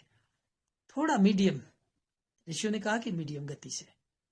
अजलपन, भोजन करते समय आपको बोलना नहीं चाहिए। आहसन, हंसना भी नहीं चाहिए। तन्मना भुंजीत, बिल्कुल दत्तचित्त होकर के भोजन ग्रहण करना चाहिए। आत्मानम अभिसमीक्ष सर्वम, दत्तचित्त होकर के अपने बारे में पूरी तरह चिंतन करते हुए कि ये चीज मुझे फायदा करेगी, ये नुकसान करेगी, इसका चिंतन करते हुए, ठीक है। अच्छी तरह भले बातें सुचिंत्य सुविचार्यम, तब आपको वो अन्न लगेगा। वो अन्न तब भी लगेगा जब आप इस तरह का चिंतन करके भोजन ग्रहण करेंगे। फिर चरक महाराज लिखते हैं कि मात्रया अपि अभ्यवृत्तम पथ्यम चान्नम च न जीर्यति, चिंता शोक भय क्रोध दुख शय्या प्रजागरी। इतना होने के बाद भी चाहे आपने नपा तोला भोजन किया है, मात्रा पूर्वक किया है, पथ्य आहार किया है, लेकिन वो अन्न आज हजम नहीं होगा। कब हजम नहीं होगा? यदि आप भोजन चिंता की अवस्था में भोजन कर रहे हैं, चिंता शोक भय क्रोध, भय में क्रोध की अवस्था में, दुखी अवस्था में भोजन कर रहे हैं, शैया रात को आप जागे हुए हैं, और प्रजागरही का मतलब है, शैया का मतलब है दिन में आप सोए हैं और रात को आप प्रजागर किया, जागरण किया, तो भी आपको वो अनाज शरीर को लगेगा नहीं, आपको वो जो है हानि पहुंचाएगा। इतना सूक्ष्म अध्ययन था। किस चिकित्सा पद्धति में जो है ऐसा अध्ययन किया? इतनी बड़ी बात तो मुझे कविता याद आती थी, दुनिया का इतिहास पूछता रोम कहाँ यूनान कहाँ है, घर घर में शुभ अग्नि जलाता वो उन्नत ईरान कहाँ के, व्याप्त हुआ बर्बर अंधियारा किंतु चीर कर तम की छाती शोभित हिंदुस्तान हमारा, जग के मस्तक पर रोली सा शोभित हिंदुस्तान हमारा। ये बहुत बड़ी बात है। आयुर्वेद इतनी चीजें हमारी दे रहा है, तो मात्रा पूर्वक खाइए। मात्रा पर इतना रिसर्च हुआ है, आज जो बातें आयुर्वेद महर्षियों ने की उन पर रिसर्च चल रहे हैं, उन पर जो है नोबेल पुरस्कार दिए जा रहे हैं। व्रत, एकादशी का व्रत रखने से कैंसर की कोशिकाएं मरती हैं। सही समय पर खाना खाएंगे, काल भोजनम आरोग्य कराणम श्रेष्ठम, जो व्यक्ति समय पर खाना खाएगा तो व्यक्ति हमेशा स्वस्थ रहेगा। जो समय है जिसका सुबह का खाने का टाइम 10 बजे, तो 10 बजे ही खाना चाहिए। या उन्होंने कहा कि हर तरह से उस समय पर काल भोजनम, समय पर भोजन जरूर करो। सुबह का जो समय, शाम का भोजन है उस पे करिए। केवल जो है जीने के लिए खाना चाहिए, खाने के लिए नहीं जीना है। आयुर्वेद की बात बहुत बड़ी है। मथुरा वृंदावन में एक कहावत है, वो कहते हैं कि 8 कठोती मट्ठा पीवे, 16 मकुनी खाए, वाके मरे ना रोइए, घर को दारिद जाए। ये कहावत का मतलब है जो 8 कठोती मट्ठा पीवे, 8 कठोती भर के जो छाछ मट्ठा पी जाता है और 16 मक्की की रोटियां खा लेता है, उस व्यक्ति के मरने पर दुख नहीं मनाना चाहिए। उसके जाने से तो घर की दरिद्रता दूर होती है। तो मतलब इतना इसमें भी मजाक, इसमें भी हास्य ढूंढ लिया है, तो ये बहुत बड़ी बात है। कहने का मतलब जब आप बहुत ज्यादा कम खाने के 6 फायदे हैं, मैं इसकी चर्चा करता हूं। मैंने, मेरा यूट्यूब चैनल है, मैं फेसबुक पर भी मेरा इसी नाम से पेज है, तो वहां पर जब मैं ये विषय उठाता हूँ लाखों लोग इसको फॉलो करते हैं कि कम खाने के 6 फायदे। कम खाने से जो है उसमें 6 फायदे बताएं। गुणाश्च षड्मित भुक्तम भजन्ते आरोग्यम आयुष्य बलम सुखश्च अनाविलम चास्य भवत्यपत्यम न चैनम आद्युनम इति क्षिपंती। 6 गुण बताएं कम खाने के। गुणाश्च षड्मित भुक्तम भजन्ते। आज का चिकित्सा विज्ञान तमाम अनुसंधान होने के बावजूद ये बातें नहीं बता सकता जो आयुर्वेद महर्षियों ने बताई। वो तो अभी बहुत दूरी पर खड़े हैं। और दुर्भाग्य हम लोगों का है जो आयुर्वेद में है, हम भारतीय लोग हैं, प्यासे खड़े हुए हैं समुन्दर के आसपास। कुछ ऐसे कम नसीब भी हैं इस जहान में, प्यासे खड़े हुए हैं समुन्दर के आसपास। हम लोग वही लोग हैं। हम दुर्भाग्यशाली हैं कि हमने हमारी संस्कृति को छोड़ा। नए कमरे में चीजें पुरानी कौन रखता है, परिंदों के लिए कुंडों में पानी कौन रखता है, वो तो हम ही हैं जो थामे हैं गिरती दीवारें, वरना बुजुर्गों की निशानी सलीके से कौन रखता है। आयुर्वेद के लोग, हम लोग, कुछ लोग काम कर रहे हैं, बहुत अच्छी बात है। जो लोग जुड़े हुए हैं बहुत अच्छी बात है। ये स्वस्थ समृद्ध परिवार से जो भाई लोग जुड़े हुए हैं, भाई बहनें, माताएं बहनें जो जुड़ी हुई हैं, वो गौरव की बात है। मुझे बड़ी प्रसन्नता का अनुभव हो रहा है क्योंकि ऐसे लोग जुड़े हैं। तो यानी मुझे इसलिए क्योंकि इन लोगों का मस्तिष्क में वो बीजारोपण हो चुका है स्वदेशी का, हमारी संस्कृति का, हमारी भारतीयता का, हमारी पूर्वी संस्कृति का। वो उसके अनुरागी लोग हैं, इसलिए उनके बीच जाने में मुझे गौरव महसूस होता है क्योंकि एक बहुत अलग अनुभूति आती है। तो मैं बात कर रहा था कि कम खाने के 6 फायदे। गुणाश्च षड्मित भुक्तम भजन्ते। पहला फायदा आरोग्यम, आरोग्य प्राप्त होती है। आयुष्च, लंबी आयु होती है जो व्यक्ति कम खाना खाता है। बलम सुखश्च, उसका शरीर में बल का संचार रहता है। और सुखश्च, सुख प्राप्ति होती है। 4 फायदे हो गए। 5वां फायदा है अनाविलम चास्य भवत्यपत्यम, उसकी संतानें भी स्वस्थ पैदा होती हैं। कितना बड़ा फायदा है। ऋषियों को जेनेटिक इफेक्ट का ज्ञान था। जो व्यक्ति कम खाएगा उसकी संतानें भी स्वस्थ पैदा होगी। आप देख सकते हैं, मैं ऐसे माता पिता की संतान हूं जिन्होंने जीवन भर व्रत और उपवास से जीवन निकाला, जिन्होंने जीवन में चाय का सेवन नहीं किया, जिन्होंने, मैं आर्य समाजी परिवार से हूं तो मेरे परिवार में प्याज लहसुन नहीं था, ठीक है। उनका तप है कि आज मैं जो धारा प्रवाह में संस्कृत का जो देववाणी का उच्चारण कर पा रहा हूं, उन माता पिता का तप है जिसके मुझे याद करना पड़ रहा है, क्योंकि याद करना चाहता हूं मैं क्योंकि तहे दिल से, क्योंकि उनके कारण ये सारस्वत यज्ञ हमारा पूरा हो रहा है। उन्होंने जो प्याज लहसुन का सेवन नहीं किया उसका नतीजा है कि आज मेरी 11-12 पुस्तकें आ गई हैं। कैंसर पर पुस्तक आ रही है, आप उसका भी जरूर खरीदें, आप देख लीजिए उसको। कैंसर पर एक नया सिद्धांत मैं आयुर्वेद का दे रहा हूँ, पहली बार शायद मैं दे पाऊंगा इस विषय को। तो क्या है, अनाविलम चास्य भवत्यपत्यम, व्यक्ति जो है उसकी संतानें स्वस्थ पैदा होती है। अब बच्चे मेंटली रिटार्डेड बच्चों की लाइन लगी पड़ी है, करो एलोपैथी वाले, करो जी, किधर से करोगे, करते क्यों नहीं, इलाज करो ना, कैसे करोगे। पूरा विश्व भारत के आयुर्वेद की तरफ आशा भरी नजरों से देख रहा है। चाहे वो हल्दी हो, चाहे अश्वगंधा हो, चाहे गिलोय हो। कोविड का एक ऐसा दौर आया जिसमें सारी स्वास्थ्य व्यवस्थाएं, सारी स्वास्थ्य नीतियां चरमरा करके गिर गई।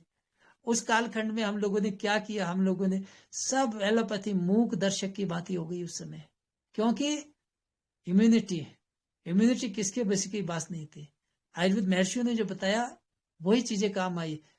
आओ तो महर्षि चरक लिखते हैं, इससे पहले मैं वो मेरा श्लोक पूरा कर देता हूँ कि अगली संतानें जो है स्वस्थ पैदा होती है।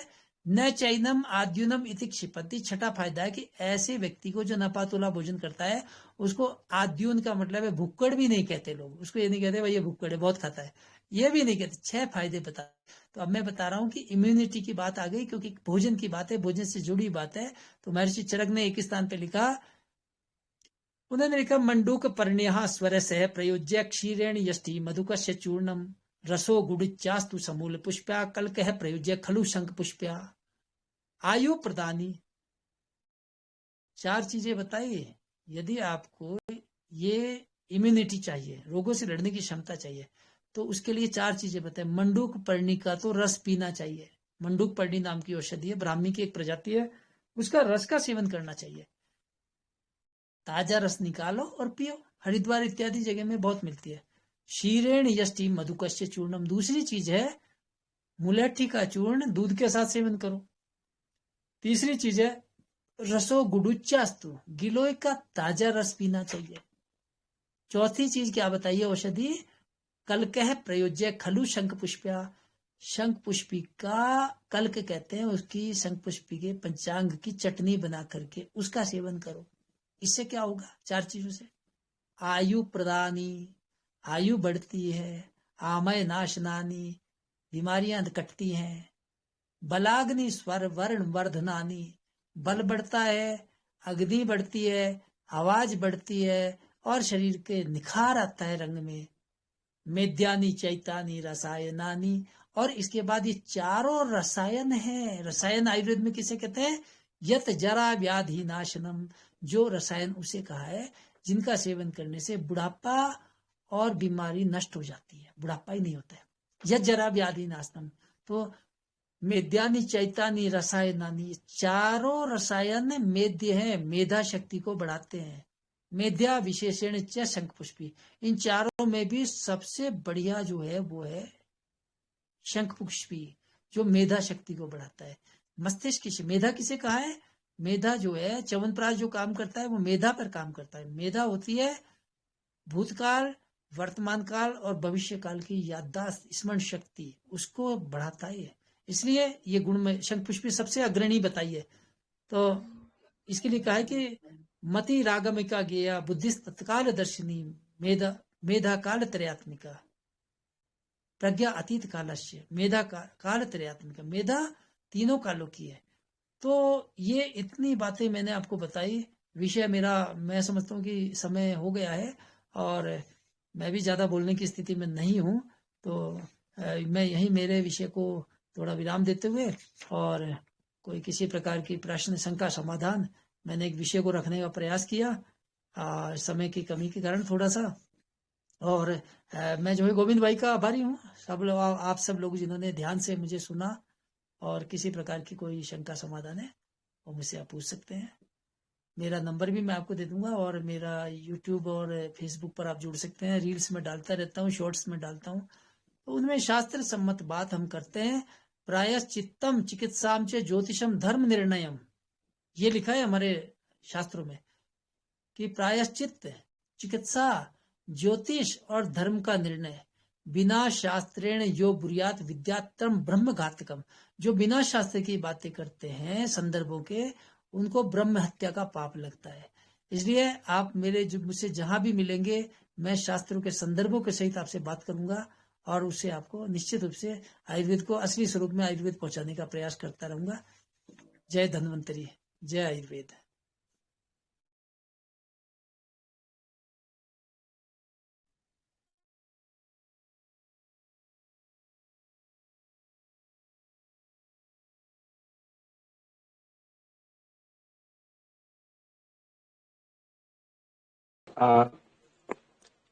वंदे मातरम आप सभी को, और बहुत बहुत धन्यवाद। और इतनी सरल भाषा में, और मैं तो कहूँ कि पहले मतलब मुझे कम शब्दों में मैं इतना ही कहना चाहूंगा कि जिस तरीके से डॉक्टर साहब जो हमारे हैं बड़ा भाई, मैं तो कहूंगा कि राजीव भाई के बाद जो एक सत्यवान भाई मिले, वैद्य सत्यवान नायक जी, और आज हमारे पास जो दूसरे राजीव भाई के रूप में हमें स्वस्थ समृद्ध परिवार को मिले हैं, डॉक्टर अनुराग विजय वर्गीय जी, इनको कोटि कोटि धन्यवाद।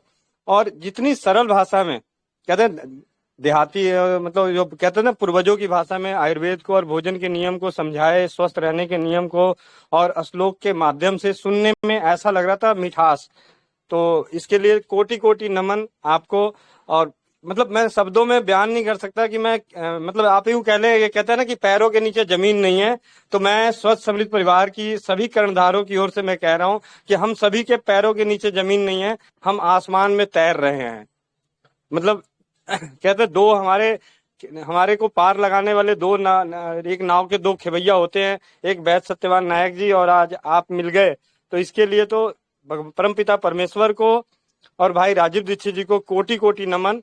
और जितने भी स्वस्थ समृद्ध परिवार के भाई बहनें हैं, जिनकी दुआओं की वजह से, मतलब मैं तो सारी चीजें मानता हूं कि ये सारा का सारा जो भी हो रहा है, ये आशीर्वाद है, एक तीसरी कोई ऐसी शक्ति है जो इस पे कार्य कर रही है। नहीं तो हम जैसे एक तुच्छ प्राणी, मतलब छोटे बच्चे जो हैं, एक आम इंसान, चाहे दीपक आर्य हो, अरुण आर्य हो, मैं हूं, या जितने भी भाई बंधु हैं, हम लोग आम इंसान हैं। और आम इंसानों के बीचों में भगवान जैसे और एक मतलब बहुत ही अच्छे मार्गदर्शक के रूप में जो मिले हैं, ये कहीं ना कहीं परमात्मा की तीसरी शक्ति है, जो अनदेखी शक्ति। और ये सारी शक्तियां जो आती है, वो आशीर्वाद से आती हैं, दुआओं से आती है। तो वो दुआओं की आज ताकत है कि आज स्वस्थ समृद्ध परिवार के पास एक और बड़े भाई हमें मिले मार्गदर्शक के रूप में। उसके लिए कोटि कोटि धन्यवाद। और मैं चाहूंगा दीपक भाई को कि डॉक्टर साहब का करते हुए और साथ में शांति पाठ, और किसी की शंका समाधान कुछ सवाल हो तो आप कर सकते हैं। मैं एक सरल भाषा में कहूं कि मुझे उस दिन बहुत खुशी मिली थी जब आपकी सारी किताबें आई थी, उसमें से आयुर्वेद से सर्जरी से पहले आयुर्वेद आजमाए, तो ऐसा लगा मेरे पास एक हथियार आ गया किसी को बोलने के लिए कि देखो भैया ये किताब है, इस किताब को देख के मैं आपको बता रहा हूँ, एक बार ठहर जाओ, पहले इसको करके देखो, बाद में देखते हैं। लेकिन इससे भी ज्यादा जब आपकी लोक कहावतों के ऊपर जो पुस्तक आई, उसके बाद तो मेरा दिल गदगद हो गया, क्योंकि मुझे ना देहाती भाषा और बाप दादाओं की भाषा ज्यादा समझ में आती है, संस्कृत और पंडितों की भाषा कम समझ में आती है। मतलब देसी भाषा में बात करूं तो दिल की बात जल्दी समझ में आती है। तो मैं ज्यादा समय ना लेते हुए, ताकि हमें तो मैं दीपक भाई से कहूंगा कि आप किसी का कोई प्रश्न हो तो प्रश्न कर लें, और उसके बाद दीपक भाई से शांति पाठ कर देंगे। जी भैया, मैं दो बातें कहना चाहूंगा। सबसे पहले तो डॉक्टर साहब का बहुत बहुत धन्यवाद है। हम सभी छोटे हैं डॉक्टर साहब से, और हम सभी से वरिष्ठ हैं, और इसके लिए बहुत बहुत धन्यवाद है।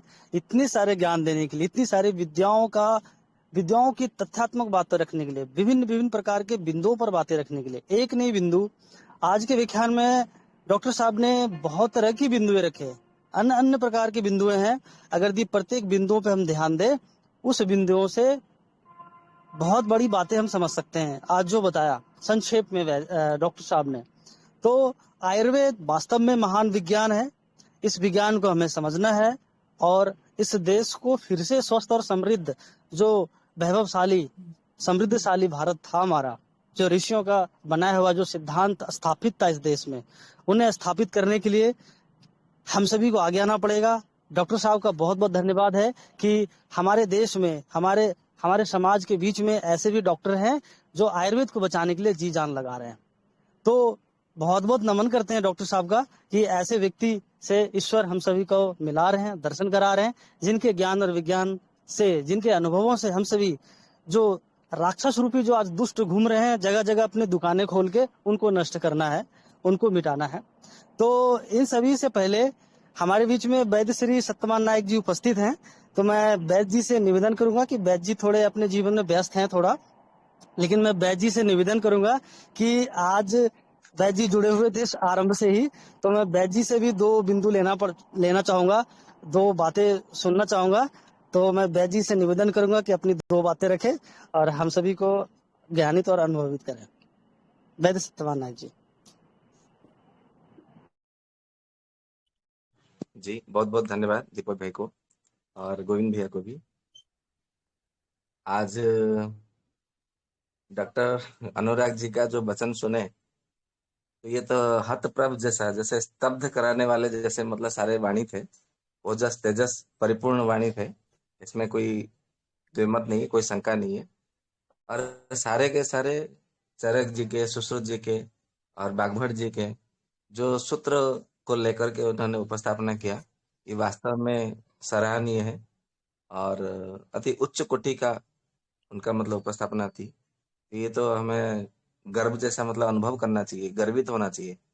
गर्व और गौरव की बात है कि स्वस्थ समृद्ध परिवार में एक गोविंद भाई, जहाँ मतलब हम जब बंगाल में मिले थे, तो बंगाल में पुंदाग में गोविंद भाई ने कहा था सत्यवान जी हमारे लिए के हीरे के समान है। मुझे लगता है कि मैं हीरा हूँ या नहीं ये तो कह नहीं सकता, परंतु अभी लगता है कि स्वस्थ समृद्ध परिवार में एक हीरा तो अवश्य जुड़े हैं, जिसको हम मतलब हीरे से कोई कीमती कम नहीं है, कोई मूल्यवान कम मूल्यवान नहीं है, ऐसा मैं समझता हूँ।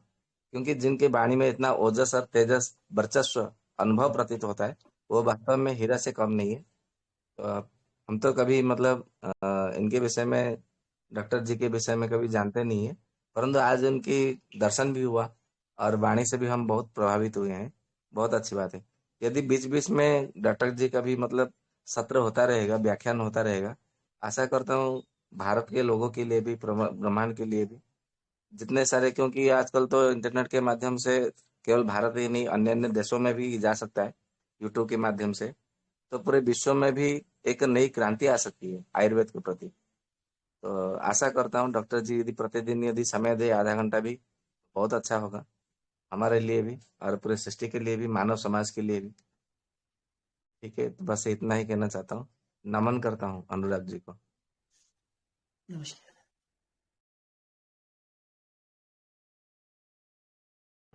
जी गोविंद भैया, बाकी अनुमति प्रदान करें आगे सत्र के लिए।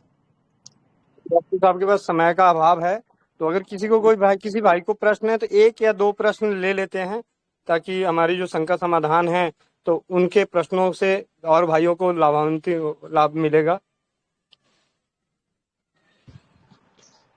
वंदे मातरम डॉक्टर साहब। जी नमस्कार। जी, मेरा एक भतीजा है 8 वर्ष का। वो कुछ भी पढ़ा हुआ जैसे ABCD या क ख ग घ, ये भी कुछ समय बाद 5-6 दिनों के बाद वो भूल जाता है। कितने भी अच्छी तरीके से उसे याद दिलाया जाए तो ये उस समय तो याद कर लेता है अच्छी तरीके से, लेकिन फिर भूल जाता है। पढ़ाई में ज़्यादा कंसंट्रेट नहीं कर पाता है। तो इसके लिए कुछ मार्गदर्शन दें कृपया। इसके लिए जो है, जो शास्त्रीय नुस्खा है, आप यदि बना सकते हैं तो आप बना लीजिए। उसमें अष्टांग संग्रह में हृदय में है ये उसका, वहां पर दिया हुआ है कि उसमें है खिनी वचा भया, इस तरह से 8 चीजें बताइए। गिलोय, अपामार्ग, विडंग, शंखपुष्पी, वचा भया बिल्व समा, इस तरह से बिल्व समा शतावरी समा। तो ये 8 चीजें हैं, इनका पाउडर बना करके बच्चे को सेवन कराइए शहद के साथ, थोड़ी थोड़ी मात्रा में।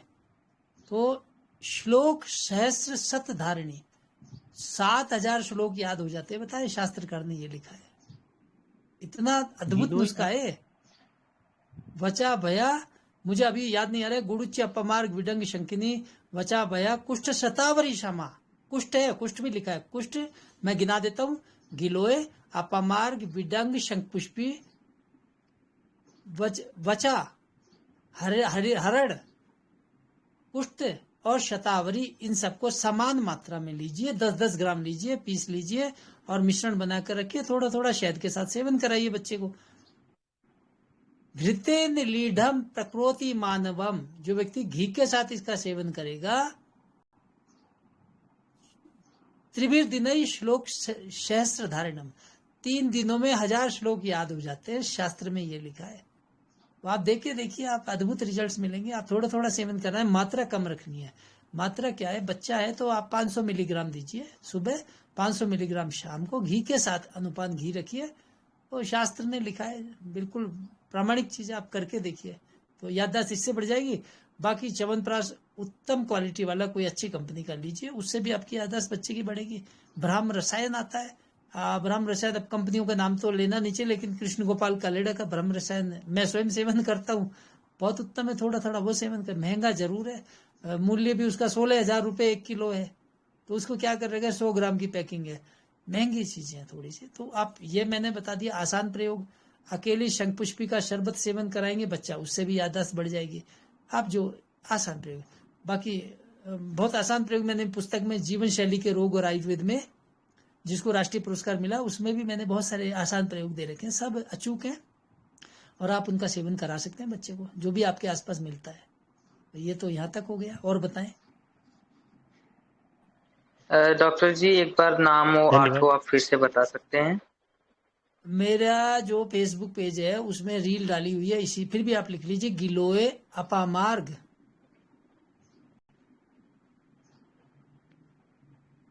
हाँ जी। विडंग।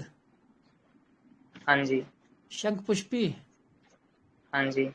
वचा। हाँ जी। हरड़। हाँ जी। कुष्ठ। हाँ जी। शतावरी। 8 हो गई। हाँ जी। ये बराबर मात्रा में लेना है, धन्यवाद 20 सर। ग्राम 10 ग्राम जो धन्यवाद। जैसे भी लेना हो अब बना लीजिए। ये तो वैसे ही इसमें जो जो चीजें दिख रही हैं वो रामबाण दिख रही है, क्योंकि एक एक चीज बड़ी बहुत धन्यवाद। चयनित है, बहुत सेलेक्टिव है ना। बहुत तो बहुत 3 धन्यवाद दिन में डॉक्टर साहब। त्रिभिर्दिनई श्लोक सहस्त्र धारिणम, 1000 श्लोक 3 दिन में याद कर सकता है आदमी इसका सेवन करने पर। इतना अद्भुत है। अभी अतिशोक्ति भी हो सकती है लेकिन थोड़ी बहुत, लेकिन जो औषधियां इसमें डली है वो सब उसमें कारगर है। गिलोय याददाश्त बढ़ाती है, बिल्कुल सही बात है। अपामार्ग याददाश्त बढ़ाने के लिए मशहूर है। विडंग का हमें पता है वो भी बढ़ाती है। शंखपुष्पी तो है ही मेद्या रसायन है, और है ना। वचा तो है ही इसी काम के लिए है। हरड़ का काम भी यही है। कुष्ठ और शतावरी, ये सब मस्तिष्क को शक्ति प्रदान करती है, स्मरण शक्ति बढ़ेगी। आप करके देख लीजिए ये नुस्खा। मंदबुद्धि बच्चे है ना, मेंटली रिटार्डेड, उनको भी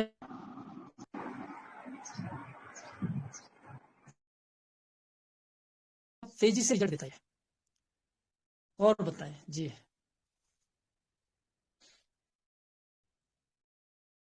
कोई और प्रश्न है तो बताएं। हेलो वैद्य डॉक्टर जी। साहब क्या? जी हेलो हाँ जी। हेलो डॉक्टर साहब। हाँ जी।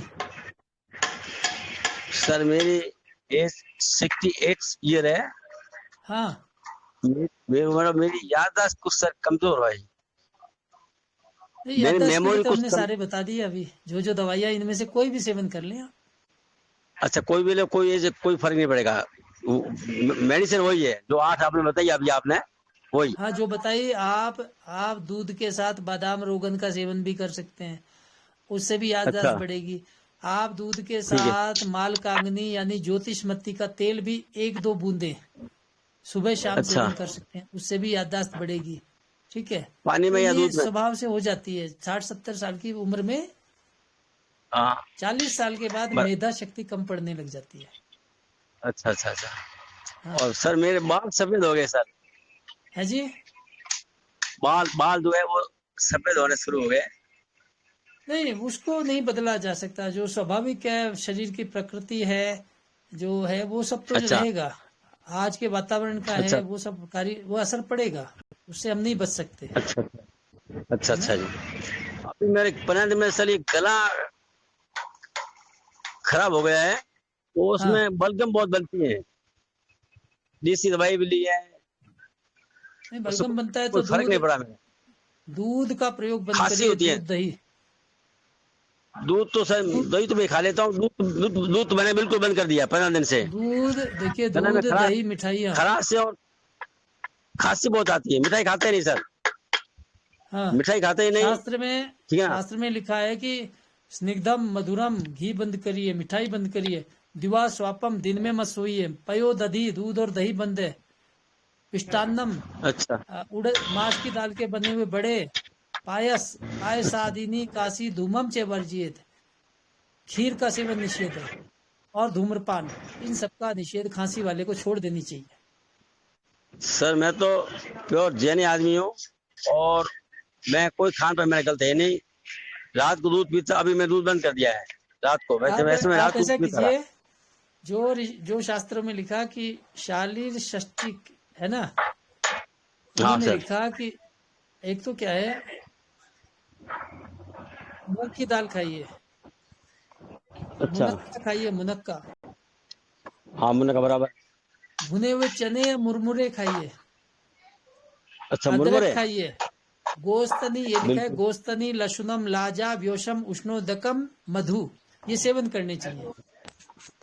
शहद तो का सेवन लहसुन तो करिए। मैं कभी खाया, है जी। लहसुन तो सर मैं कभी खाया नहीं, खा नहीं सकता लहसुन तो मैं। नहीं, हम नहीं कह रहे, जो शास्त्र ने लिखा वो, जो नहीं आप नहीं ले रहे हो मत खाइए। जैन है, आप मत, शहद भी नहीं खाएंगे, मत खाइए।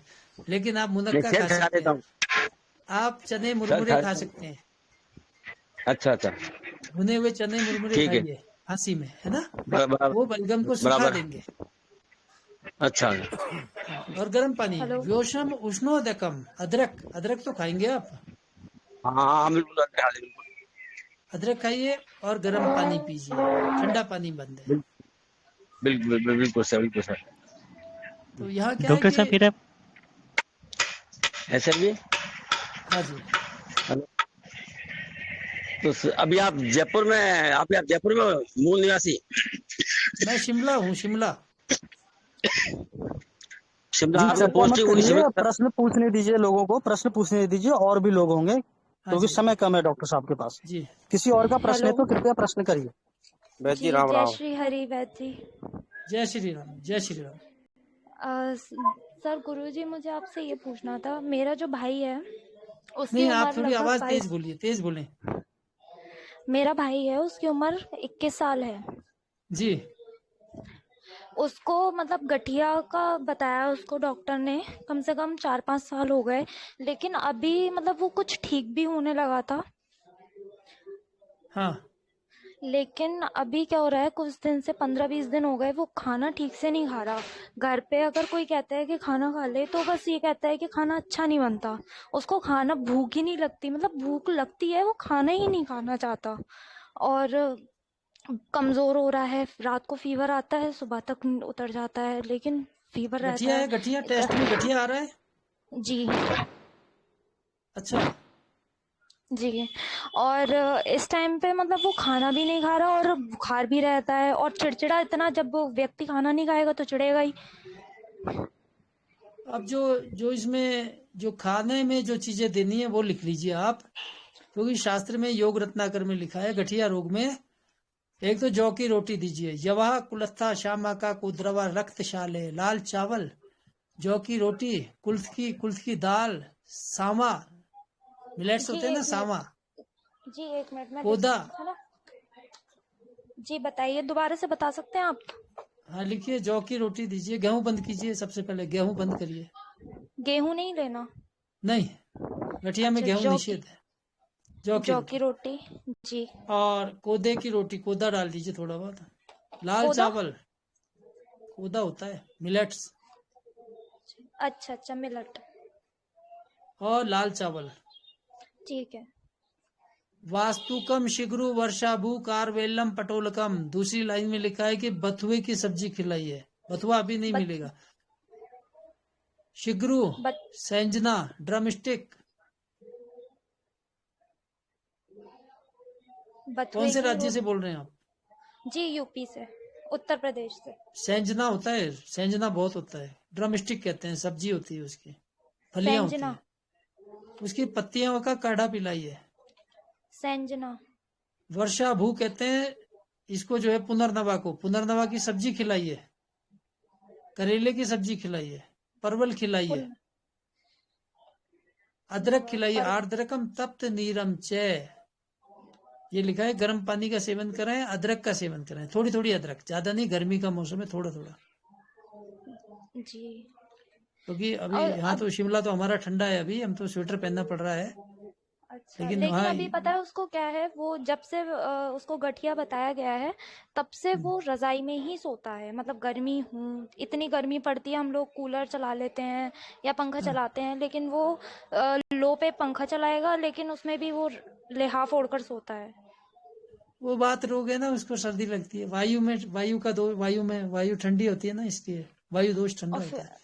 तो और ये जब इस टाइम सेंजना मैंने जो बताया ड्रमस्टिक, इसकी पत्तियों का काढ़ा पिलाएंगे, वो ठीक होने लग जाएंगे। ठीक है, संजना, तो, ठीक है। तो आप ढूंढ लीजिए संजना जो है, तो उससे थोड़ा ये थोड़ा पेट की सफाई का ध्यान रखें, पेट की शुद्धि करें। गठिया के रोगी को पेट शुद्ध होना बहुत जरूरी है, ठीक है। तो अभी तो मैं उसको मतलब क्या, उसको मतलब वो इतना चिड़चिड़ा है, वो अभी इस टाइम पे वो खाना नहीं खा रहा। उम्र क्या है मतलब उसकी? 22 साल का है वो। हाँ, तो उसको देखिए कई चीजें हैं। आप उसका क्या है कि चेहरे का फोटो भेजिए जिससे ऑरा और फेस रीडिंग हम कर पाए उसकी, जी ठीक मैं है। बिल्कुल आपको भेजूंगी जी। फेस रीडिंग, ऑरा, क्योंकि नाड़ी प्रकृति तो हो नहीं पाएगी। ब्लड ग्रुप आप भेज दीजिए, और आइरिस, नेल्स है ना, जी कुछ चीजें भेजे हैं, उससे मैं उनका परीक्षण कर लूंगा। जी। ऑरा तो देख ऑरा लूंगा, फेस रीडिंग कर क्या लूंगा। होता है? हाँ? ऑरा क्या? क्या? ऑरा नहीं, क्या वो मैं देख लूंगा, फोटो में देख लूंगा, है ना। मतलब ठीक है, इतना मतलब करिए आप। फिर आप व्हाट्सएप पे लिखिए, जो समस्या है ना मेरे नंबर पे व्हाट्सएप पे लिखिए, फिर वहाँ विस्तार जी से कर लेंगे। नंबर कुछ दवाइयाँ और नंबर लिख देंगे, 1-2 दवाइयाँ, है ना। अच्छा दवाई अच्छा लिख दूंगा अच्छा मैं अच्छा। वहाँ। ओके, गठिया है बहुत तो बहुत फिर आप शुक्रिया। लिख नहीं पाएंगे। एक दवा तो होगी माजून सुरंजान, लिख लीजिए माजून सुरंजान। और एक दवा ये है ना। जी चाय वाय तो नहीं पीता? चाय कॉफी हाँ, चाय पीता है वो। कैसे अलाउ कर सकते हैं? गठिया के रोगी को चाय कैसे पिला सकते हैं? वो चिड़चिड़ा चाय इतना है, वो कुछ नहीं खाता, वो सिर्फ इतना, वो उसे कुछ कुछ पसंद ही नहीं आता। वो सीधे कहता है चाय बनाओ, रोटी नमक घी की लगाता है और फिर वो खा लेता है बस। उसे कुछ नहीं, वो पसंद ही हो नहीं, मतलब जाएगा, वो धीरे धीरे सुधार आ जाएगा। चिड़चिड़ापन उसकी बहुत ज्यादा, ऊपर से फिर काम का लोड भी बहुत है उसके ऊपर। वो तो सारा और देखना ज्यादा। पड़ेगा क्या है ना। जी जी जी हाँ, एक बार दोबारा ये तो व्हाट्सएप पे लिखिए आप, है ना, थोड़ा सा, फिर मैं फॉलो करूंगा आपको, ठीक है। जी। मैं जटिल होता है, आपसे मतलब मैनेज हो जाएगा, हो जाएगा। जो अच्छा। बताया ये तो शुरू करा दो, जो खाने की चीजें बताइए वो शुरू कराइए, जी जी बिल्कुल है ना। करेगा फ्रिज का पानी बंद जी। रखिए। नहीं, फ्रिज का तो हाँ, हमारे यहाँ पीते ही नहीं है, मटके कोल्ड का ही ड्रिंक, पीते हैं सब। Ice cream, fast food, junk food सब बंद रखिए। सर व्हाट्सअप नहीं। व्हाट्सअप नंबर जी दे दीजिएगा। हाँ, व्हाट्सएप नंबर दे दीजिए अपना।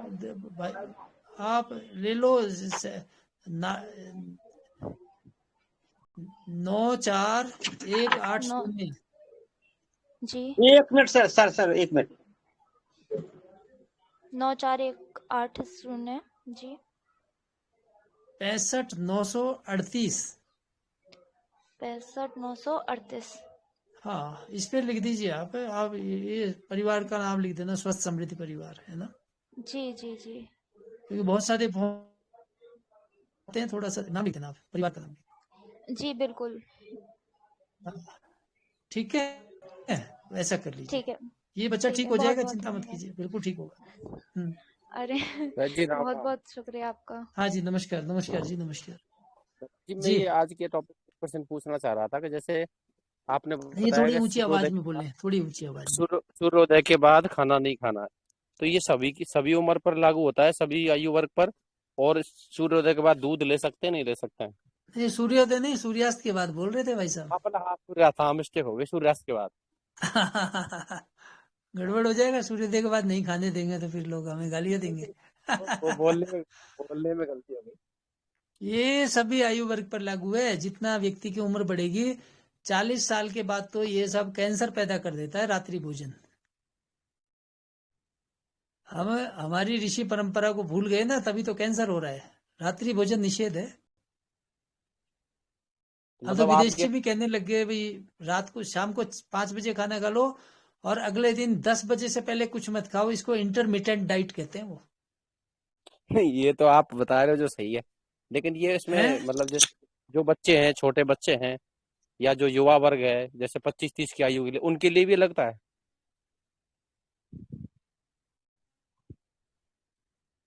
हाँ,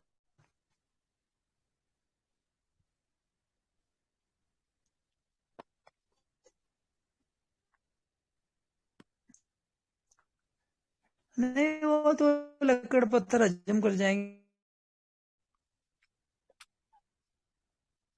बचपन से ये बात कहती है कि सूर्यास्त के बाद, क्योंकि जैसे सूरज अस्त हो गया उसी के साथ कमल भी, जैसे हमारा शरीर रूपी कमल की पंखुड़ियां बंद हो जाती हैं, ऐसा कंसेप्ट है आयुर्वेद का। तो इस वजह से इसको हम ये कहते हैं कि सूर्यास्त के बाद फिर क्योंकि अग्नियां मंद हो जाती हैं और हमारा पाचन सही ढंग से नहीं हो पाता है, इसलिए सूर्यास्त के बाद भोजन निषेध किया है। और उसको जी हमें बच्चों को संस्कार देने चाहिए। बच्चों को कुछ नहीं, अभी बच्चे नहीं फॉलो करें, उनको बताओ तो सही कि भाई ऐसा करो, ऐसा करना चाहिए। तो जब आप बच्चों को बताएंगे तो धीरे धीरे उनके संस्कार प्रबल हो जाएंगे, फिर वो अगली पीढ़ी में बात जाएगी। स्वास्थ्य के लिए तो सूर्यास्त के बाद नुकसानदायक है। आप केवल ये बात कर रहे हैं एकादशी के दिन चावल नहीं खाते हैं, पूर्णमासी अमावस्या के दिन रात्रि भोजन करके देख लो, आप अगले दिन बीमार हो जाओगे, गला खराब हो जाएगा। इसीलिए निषेध है, इसलिए पूर्णमासी अमावस्या को व्रत रखते थे। ये सब महत्वपूर्ण बातें हैं। जिनको बीमारियों से बचना चाहते हैं उनको तो निषेध है ही। अब जैसे मैं बैठा हूं तो मैंने 5:30 बजे हल्का भोजन कर लिया था। मुझे पता कि भाई आज मुझे बैठना है 7:30 बजे, तो मैंने भोजन कर लिया पहले ही। तो ठीक है जी, दूध भी ले सकते हैं, नहीं लेना है? दूध ले सकते हैं, रात के समय दूध ले सकते हैं, अब दूध दूध ले में भी सकते कुछ ठीक है। हैं। नहीं, दूध शुद्ध होना चाहिए, बढ़िया दूध होना चाहिए, स्वदेशी नस्ल की गाय का और अच्छा है। बाकी तो फिर जो है थैली वाला दूध नहीं होना चाहिए, जी दूध ले बहुत सकते हैं। धन्यवाद। वैद जी राम राम। हाँ नमस्कार सर, नमस्कार। जी, जैसे आपने बताया सूर्यास्त के बाद भोजन नहीं करना चाहिए, तो हाँ हमने किसी पुस्तक में पढ़ा था, किस ग्रंथ में पढ़ा है वो तो याद नहीं आ रहा, लेकिन उसमें लिखा हाँ हुआ था कि 60 सहस्त्राणि रात्रिणम हित भोजनम। हाँ हाँ, चरक में तो लिखा वहां पे है। लिखा हुआ है कि रात्रि में भोजन करना हितकारी है, तो इसके बारे में थोड़ा सा बताइए। नहीं नहीं, ये इस श्लोक का अर्थ ये नहीं है। जी ये जो आप बोल रहे हैं ना 60 सहस्त्राणी, जी ये उसका अर्थ का आप अनर्थ कर रहे हैं। अर्थ ये नहीं है भाई साहब, चरक संगीता का जी श्लोक है ये। जी, आप इसका बताइए जी। इसका अर्थ नहीं, मुझे श्लोक याद नहीं आ रहा है। मैं श्लोक को अभी देख के बताऊंगा, जी क्योंकि मेरी जबान पर नहीं चढ़ रहा है अभी ये श्लोक। मैं इसको देख के बताऊंगा, तभी इसको दोबारा बता पाऊंगा। नहीं, व्हाट्सएप पे लिख उसमें दीजिए यही श्लोक को। जी, इसमें यही लिखा हाँ है हुआ ना। था 60 रात्रिणम हित भोजनम। हाँ, अगली लाइन बोलो। हाँ, वो अभी तो रात्रि नहीं नहीं है। याद आ रहा है। मैंने जो संदर्भ दिया वो चरक संगीता से पहले का है, महाभारत का संदर्भ दिया है। जी मैंने जो बोला था ना, नरकस्य एतत् द्वारम प्रथमम रात्रि भोजनम, वो महाभारत का संदर्भ है। ठीक है, और वो जो है अकाट्य है लगभग, क्योंकि सभी जगह ये बात कही है कि रात्रि भोजन मना है। आयुर्वेद के ग्रंथों में सब जगह लिखा है। ये इसका अर्थ मुझे याद आ रहा है कि 60 भाई इतनी रात्रि तक व्यक्ति जीवित रहता है, ये कहा है उसमें। ये नहीं कहा है रात्रि में भोजन करना है। हित भोजनम लिखा हुआ है ना। तो आप पहली लाइन बोले तो मैं उसको देख के बता दूंगा क्या है उसका, क्योंकि वो रेफरेंस मिल जाएगा ना। जी है ना उसका थोड़ा सा, या तो पूरा श्लोक भेज दे, मैं उसका विश्लेषण कर दूंगा आपको, पूरा टीका सहित बता दूंगा। ये जी जी वैद जी, रात्रि धन्यवाद। का नहीं है, रात्रि। जी जी जी जी जी, हाँ जी। वैद जी आपने जो डॉक्टर हाँ साहब जी। एक बात और पूछना था, ये आपने जो बताया 8 चीजों का सेवन करने के लिए घी के साथ, हाँ वो हाँ, बच्चे को एक दिन में कितनी बार देना है, किस समय? सुबह शाम 2 टाइम दे दो, एक टाइम दे दो, काम करता है।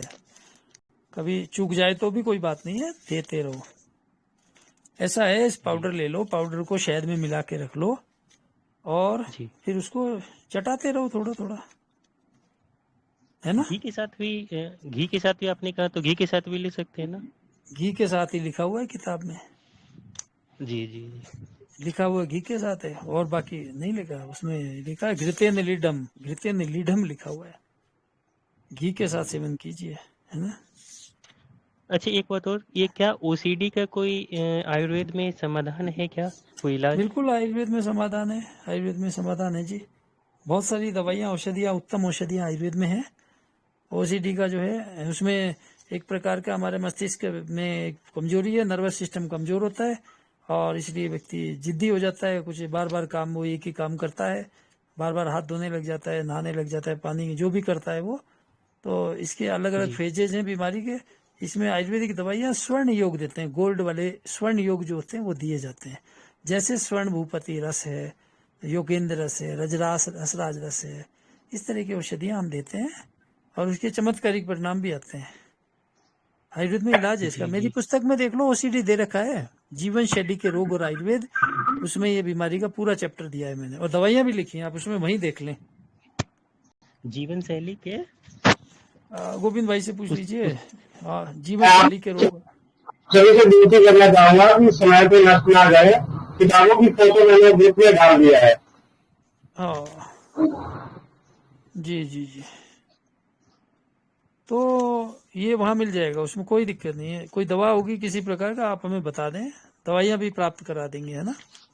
लेकिन आयुर्वेद दीजिए, आयुर्वेद में बहुत जी चमत्कारिक परिणाम आपको मिलेंगे ओसीडी का। जी एलोपैथी में उनका 10 सालों से इलाज चल रहा है, लेकिन कोई फायदा हो नहीं रहा है। नहीं, आप जीवन भर दवाई एलो चलाते एलो रहिए। एलोपैथी पे जी अरविंद भाई विनती है, समय पे नष्ट ना करे। अनुभवी चाहिए, अनुभवी है, उनके ज्ञान का हमें ज्ञान लेना है, समय नष्ट ना करे दूसरी बातें करके। जी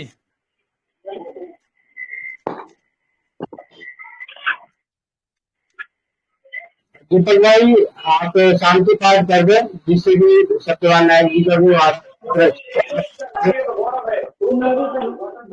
जी जी जी जी जी जी सभी को प्रणाम डॉक्टर मेरा। साहब का बहुत बहुत धन्यवाद,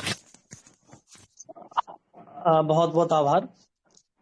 और आज बहुत ही ज्ञान मिला हम सभी को डॉक्टर साहब से।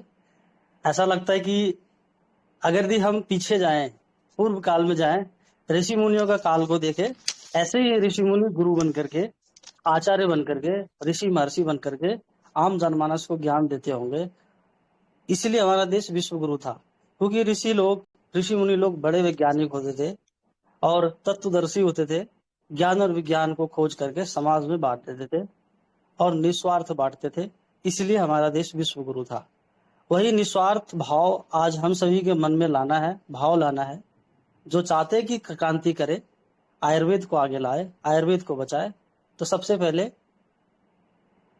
सत्य का साथ देते हुए निर्मल भाव से इस क्रांति में जुड़िए और परमार्थ को पाइए, क्योंकि सेवा से ही परमार्थ मिलता है। शास्त्र में भी कहते हैं, आप्त भी कहते हैं, सभी आप्त पुरुष यही कहते हैं। हमें परमार्थ करना है, क्योंकि ये सृष्टि सबको दे रहा है, लेने के लिए किसी को नहीं कहता है, सभी देता ही देता है, कोई किसी लिए लेता नहीं है। हमें देना सीखना है, जिस दिन हम देना सीख गए हमें परमार्थ मिलेगा। तो आयुर्वेद के माध्यम से हमें देना सीखना है, जब हम देने सीख जाएंगे तो हमें सब कुछ मिलेगा। तो डॉक्टर साहब का हृदय से बहुत बहुत धन्यवाद, नमन करता हूँ, प्रणाम करता हूँ। और डॉक्टर साहब से निवेदन यही है, आगे भी हम सभी को ज्ञानित करिएगा, जिससे कि स्वस्थ समृद्ध परिवार फले फूले और समाज में काम करते रहे। तो हम सभी शांति पाठ करते हैं और सत्र का समापन करते हैं। ओम ध्यो शांतिरंतरिक्षम शांति, पृथ्वी शांतिरापः शांतिरोषधयः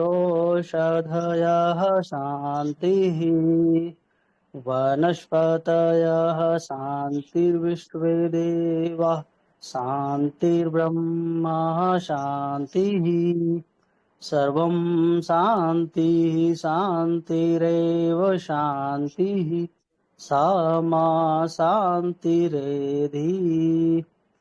ओम शांति शांति शांति। आप सभी को नमस्ते, वंदे मातरम, राधे राधे। और स्वस्थ समृद्ध परिवार का जो नारा है, स्वस्थ रहना है, समृद्ध रहना है, तो पढ़ना है।